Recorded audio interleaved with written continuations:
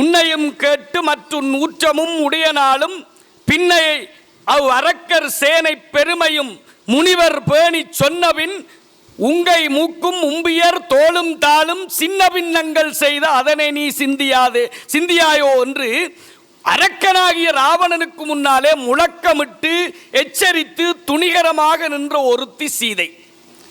அவளுக்கு இந்த திரிசடையெல்லாம் பக்கத்தில் இருந்து சும்மா ஒரு பேச்சு துணைக்கு இருந்திருக்கலாம்.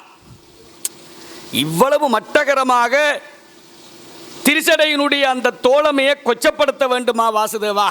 இது உனக்கே நல்லா இருக்கா என்று சபையும் இந்த அவையும் கவனிப்பது எனக்கு புரிகிறது. இந்த விஷயத்தில் சீதைக்கு இருந்த துணிவை ஆஞ்சநேயனுக்கு அவளே உரைக்கிற போதும் கண்டு மகிழ்கிறோம். வா, உன்னை மீட்டுக் கொண்டு போகிறேன் என்று ஆஞ்சநேயன் கேட்கிற போது சீதை என்ன சொன்னாள்? அல்லல் மாக்கள் இலங்கியதாமோ, எல்லை நீத்த உலகங்கள் யாவும் என் சொல்லினால் சுடுவேன், அது தூயவன் வில்லின் நாற்றற்கு மாசென்று வீசினேன். எனக்கெல்லாம் இது ஒரு பிரச்சனையே கிடையாது. ஒரு வார்த்தையில் இந்த இலங்கை மாநகரை சுட்டரித்து விட்டு என் பாட்டுக்கு போய்கொண்டே இருப்பேன்.